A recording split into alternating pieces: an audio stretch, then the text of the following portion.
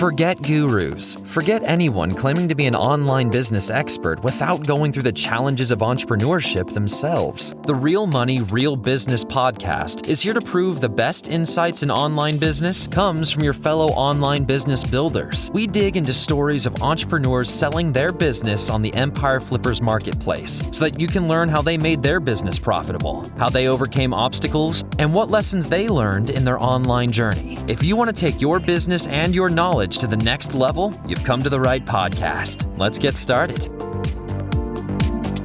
Hey everyone, Lauren here with another great business to discuss on this episode of the Real Money, Real Business podcast. Today's guest is Anthony, and he's selling his Amazon KDP business on the Empire Flippers marketplace.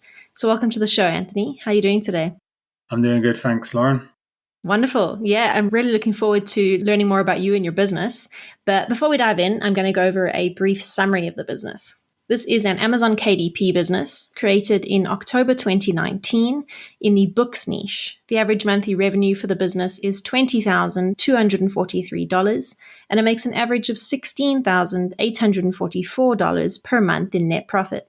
For everyone listening, you can visit empireflippers.com/marketplace and search for listing number 58766 to learn more about the business. Or you can unlock this listing to start your due diligence if you're interested in purchasing this asset. The assets included with the business are an Amazon KDP account with 74 books and audiobooks, an Amazon ACX account, a Find Away Voices account, an Ingram Spark account, and an Amazon Central Seller account. There's also a Gmail account if the buyer would like to take it over. So now that we know more about the business, let's hear more from the seller. Anthony, can you tell us a little bit about your background in building and running online businesses? Yeah, so really this is my first online business account. I dabbled a little bit in eBay and Amazon, just general selling. However, this is like the first online business I truly kind of got stuck into after doing some research, really. Starting back in like 2018, 19. But yeah, that's my background, really. Okay, wonderful. So what drew you to the Amazon KDP business model? Well, essentially, I have a full-time job, which is sales-based, and I wanted like another revenue stream with something that I knew I could kind of get stuck into and learn as I go. Like sales, it's down to me in order, like the effort that I put in is the return I get back. And after researching online for a number of months, like in 2018, 19, I looked at like FBAs, I've done research online and on YouTube, etc. And this one made a lot of sense to me, especially because I had a background in music and the publishing side of things, the business model. It all made very similar to the music side of things, except that it was more in its infancy. And obviously, being in its infancy, I felt there was more opportunities in order to make money versus the other avenues that I looked at. Yeah, absolutely. So why did you choose to create books centered around these particular topics? Those topics, I mean, if I'm honest, I have an interest in all of those topics. I mean, naturally, if you have an interest in something, you're more invested in it. So that's mainly what it was. And obviously, when I had an interest in something, it was then looking into like the search terms and BSR rankings that applied to those topics I had an interest in as well. Okay, great. As you've said, you have an interest in these topics and the business has certainly experienced a lot of success. What are the reasons that you're selling the business now? So I've recently become a dad.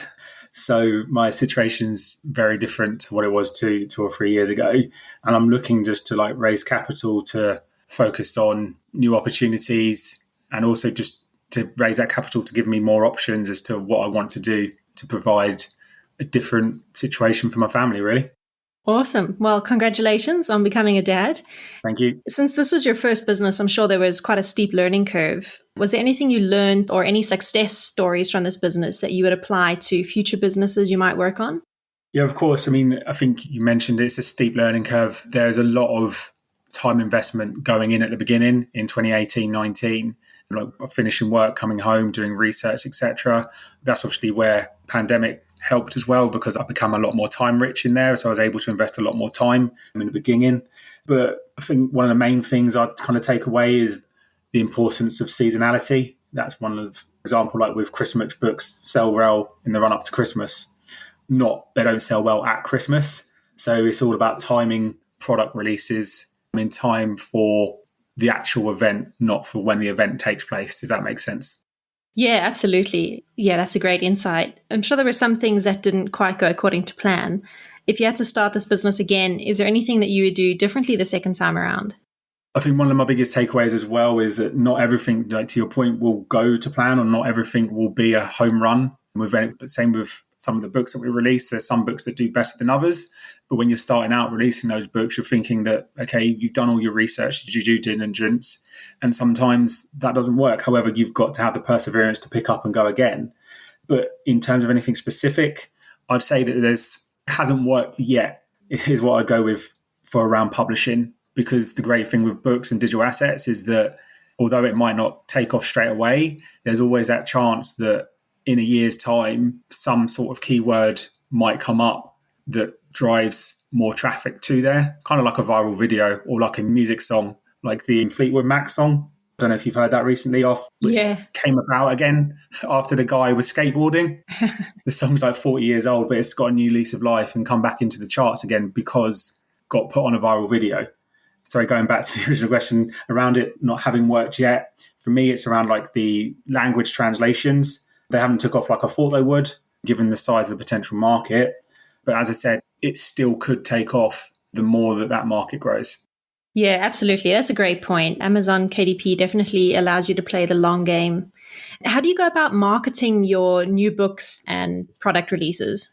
I'll be honest, like there's zero marketing because the majority of my business is through ACX, so obviously Audible, and that's an internal ecosystem. Yeah, it doesn't allow for pay-per-click advertising.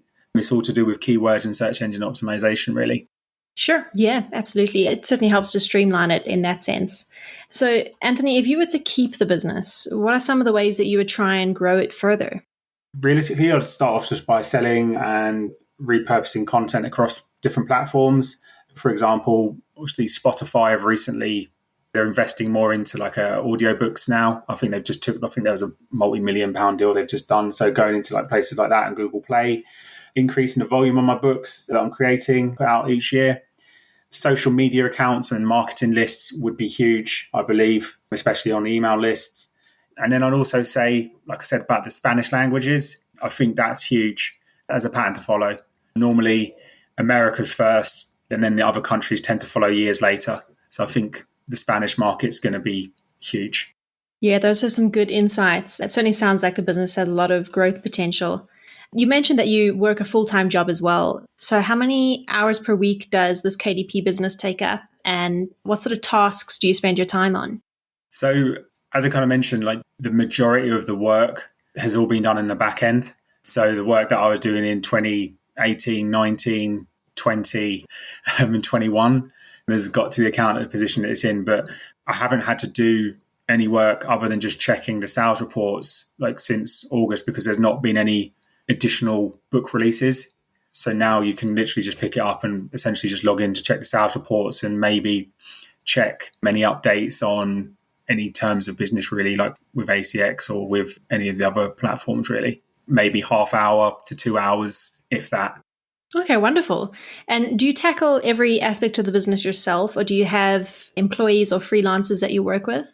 So I chose the freelancer option. So that's obviously narrators, the authors that you utilize, and the digital artwork that you utilize as well. I think the best way to kind of sum it up is that I look at myself as a conductor and just putting together the people that I need in order to achieve the end result, really. Yeah, that's a great metaphor. I like that.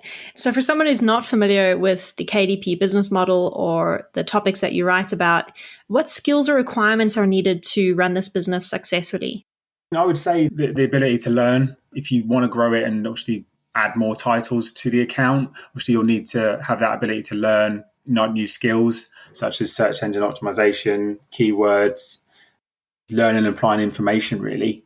Anticipating trends is a great skill set. That's something I've been able to get better at. But these are all learnable skills. If you're open to learning, then that's 90% of it, really. Yeah, absolutely. So what would you say are the biggest risks with this business that buyers should be aware of? Realistically, the biggest risk is obviously where you're operating on someone else's ecosystem. You just have to understand and keep up to date with the terms of business that apply to there. So, for example, obviously with Amazon, whenever they have their updates to any of their terms of business, it's just understanding if and how that affects the business. That would be my main one, really. Yeah, good point. So obviously no one knows this business as well as you do. What sort of support are you willing to offer the buyer to help ease the transition? So the email, I can offer the email support. I'm happy to jump on a Skype call every now and then. That's fine. As I said, the great thing I believe with this account is that it truly is passive if you want it to be passive, or if you're wanting to learn, then all the information's there for you to be able to learn and kind of pick up and add to it. Yeah, fantastic. And would you be open to negotiating something like an earn-out? Yeah, I'd be open to that. Wonderful. And would you be willing to commit to a non-compete agreement? Yeah, I can have a look at the non-competes. That's fine. Wonderful. Well, since this was your first foray into online business, why would you say the KDP business model is great for those who are also interested in entering the online business world? I kind of touched on it before with the Fleetwood Mac reference, but I mean, if you were to buy like KDP or buy this account, there's no overheads. They're digital assets. So you don't have to pay, like if you're buying a retail store, there's the cost of shops, there's the cost of materials, there's a decline in the asset value. This is essentially, it's a digital asset that you can keep selling that doesn't cost you anything to house. So it's minimal investment for a higher return. Yeah, absolutely. So, Anthony, that leads us into the final question of the interview, and probably the most important one, which is, if you had to put yourself into the shoes of a buyer, why do you think your business is a business worth buying? So again, on this particular one, if you were to buy it, essentially on the month that you bought the business, you would have that income coming in, as you'd kind of already mentioned, of the amount there. So you're already making money back without actually having any additional costs to sell products, to bring something in like that. The digital assets are already there for you to make money from, with a great proven track record, really. I think the previous answers on there as well around like the digital assets, they're there forever. So you don't have any cost to maintain it. Every unit that you sell is essentially profit. Yeah, absolutely. Those are all very compelling reasons. And I think buyers should be very interested in this business. Is there anything else that you'd like to share with our listeners that I might have missed? No, I think we covered quite a lot there, Lauren. Wonderful. Well, thanks so much for your time, Anthony. It's been really great learning more about you and your business. Thanks. All right, everyone. Thanks for listening. To learn more and see if this listing has already been sold, head over to empireflippers.com/marketplace and search for listing number 58766. If you're watching this on YouTube, click the link in the description to go straight to the listing. Once you've unlocked this listing, you'll be given everything you need to know about this business. So until next time, enjoy your digital journey.